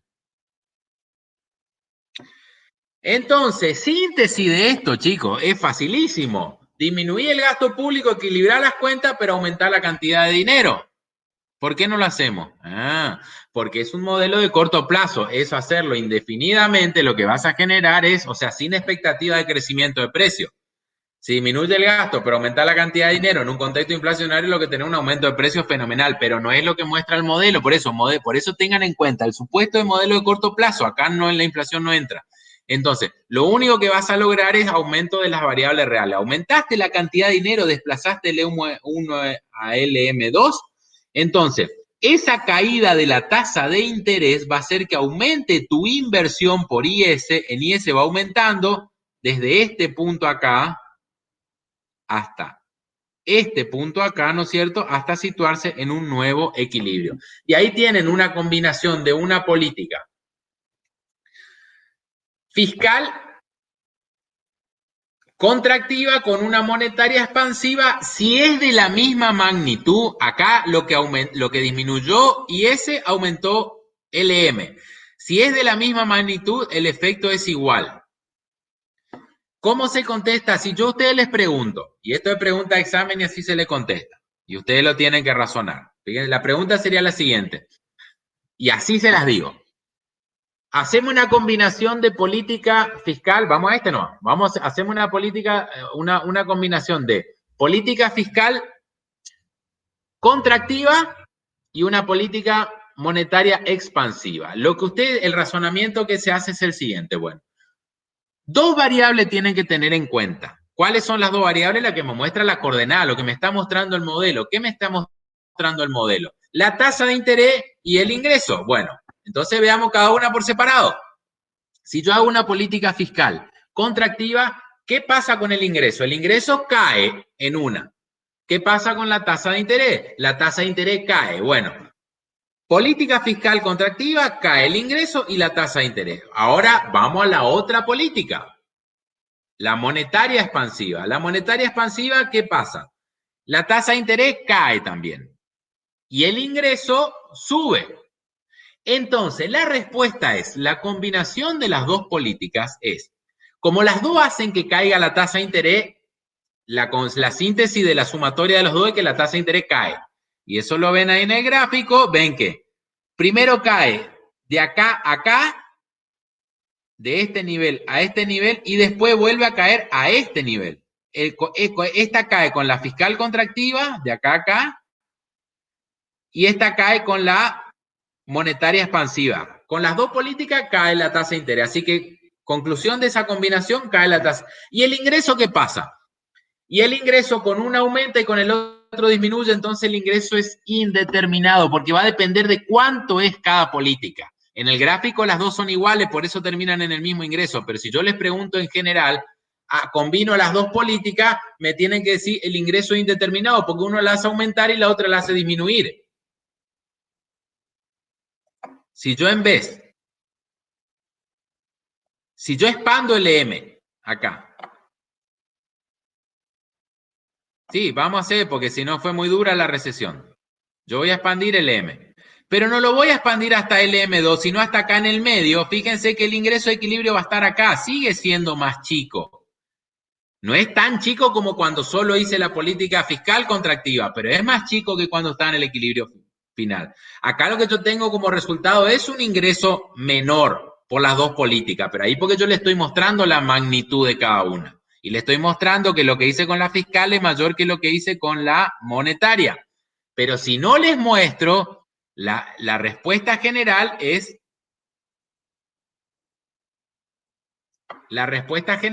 que es indeterminada la posición del ingreso. Porque va una para un lado y otra va para el otro.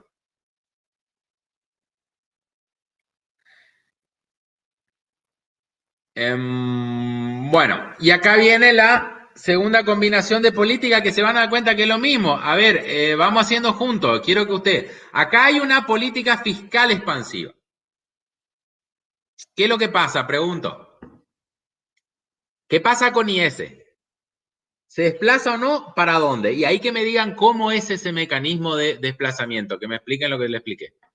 A ver, algún valiente. Total, no le veo la cara.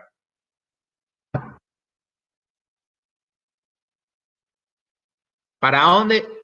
Política fiscal, primero, ¿a qué mercado me afecta? Le voy preguntando parte por parte. Política fiscal, ¿me afecta a IS o a LM? IS, profe. IS, porque el mercado de bienes. Bueno, aumenté el gasto. ¿Para la izquierda o para la derecha? Hacia la derecha. ¿Por qué? Ahora quiero que me expliquen. Se pueden equivocar, la idea es esto. Quiero decir, el tema es que si lo dice uno, el resto, sí, era así como estaba pensando, pero no me animo a decir. Entonces, ¿por qué pasa eso? ¿Por qué se desplaza IS hacia la derecha? ¿Qué es lo que me muestra cuando se desplaza? Que tengo un ingreso mayor. ¿Qué pasa? Aumenté el gasto público, de ahí sigan. ¿Qué pasa si aumenté el gasto público? Y aumenta el ingreso. Bien, y si aumenta el ingreso, ¿qué es lo que pasa? También aumenta la tasa. ¿Por qué? Porque aumenta la demanda de dinero por motivo de transacción. O sea, no te olvides por qué aumentó la tasa. Aumenta la tasa de interés porque aumentó la demanda de dinero. Aumenta la demanda, la oferta está igual, aumenta la tasa de interés. Por eso aumentó la tasa. Entonces, en conclusión, y ahí sí se produce ese efecto que yo le mostré de expulsión, pero la conclusión es que aumentó la tasa de interés y aumentó el ingreso. De acá se fue acá, aumentó.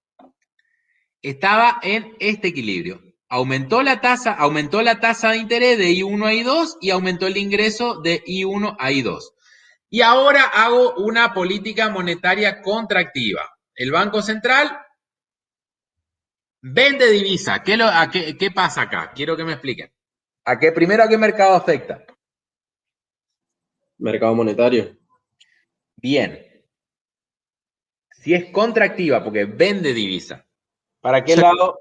Todo lo que está mostrando ¿Ahí? Ahí está.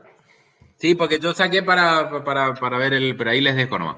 Bueno, aumenta, no voy a tocar, quiero que ustedes me digan, entonces, el Banco Central vende divisas, hay menos peso. ¿Qué genera esto?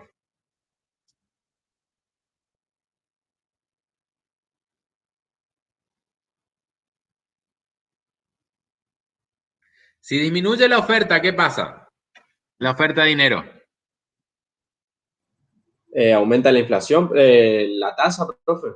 Aumenta la tasa de interés, chicos. Menos oferta. Acuérdense que por favor repasen de vuelta el mecanismo o sea, el mercado monetario, oferta y demanda de dinero, el interés de equilibrio, disminuía la oferta, aumentaba la tasa de interés. Entonces ahí es donde se desplaza, ¿no es cierto? Conclusión, disminuye el ingreso de vuelta, porque al aumentar la tasa de interés, a ver, disminuye M. Aumenta I. ¿Por qué aumenta I? Porque en el mercado de dinero ya vimos que cuando disminuye la cantidad de dinero, aumenta la tasa de interés. Porque la demanda se mantiene la misma, pero entonces aumenta la tasa, hace generar, al haber mayor demanda en relación a la oferta, a una menor, no hay mayor, hay igual demanda a una menor oferta, me genera un aumento en la tasa de interés. El dinero se vuelve más caro porque hay menos dinero para una misma demanda, entonces aumenta la tasa de interés para equilibrar esto. Entonces, aumenta la tasa de interés. Si aumenta la tasa de interés, ¿qué pasa? Siempre. ¿Qué pasa si aumenta la tasa de interés? Cae la inversión. Cae la inversión. Ese efecto, porque eso es lo que le incorporamos al modelo. Cuando la tasa de interés se modifica, modifica la inversión y ahí me modifica, me repercute en el mercado de bienes. Entonces, aumenta la tasa de interés, cae la inversión, ¿no es cierto? Por eso cae el ingreso. Por eso cae acá el ingreso. A medida que va aumentando la tasa de interés, cae la inversión, se cae el ingreso y volvemos al ingreso original en este caso que las magnitudes fueron y vieron, le hacen coincidir sobre esta línea. O sea, ustedes están acá, quieren volver acá y cómo hacen. Y bueno, que el trazado se crucen las dos ahí en el original. Entonces, ¿cuál es el resultado de esta combinación de política? Y ahí me tienen que contestar. Ahí me tienen que contestar. Bueno, primero, la fiscal por separado. ¿Qué es lo que me provocó la fiscal? En las dos variables, en esta y en esta. Pregunto, ¿qué es lo que me hizo la política fiscal expansiva?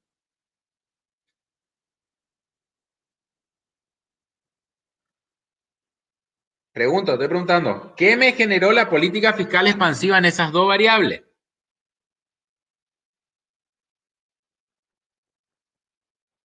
La fiscal nomás. Un aumento de la tasa de interés y de la renta de equilibrio. Bien, perfecto. Entonces, hasta ahora lo que tenemos para sacar una conclusión es que una de las políticas es aumento de tasa de interés, aumento de el ingreso. Vamos a la otra política, que fue la monetaria. ¿Qué me provocó la política monetaria también en esas dos variables? Aumento de la tasa y disminución de la inversión, por ende del ingreso. Perfecto. Entonces, una política me hace aumentar las dos variables, la otra política me hace volver a aumentar la tasa de interés, que eso lo vemos acá, de I1 se fue a I2 primero y de I2 se fue a I3, ¿no es cierto? Entonces, me hace aumentar de vuelta la tasa de interés. Conclusión, esa combinación de políticas sí o sí me va a provocar un aumento de la tasa de interés. Y el ingreso, si no sé cuánto varió cada una, el ingreso es indeterminado porque una la hace aumentar y la otra la hace disminuir, y así que va a depender de la cantidad de la fuerza de cada una de las políticas.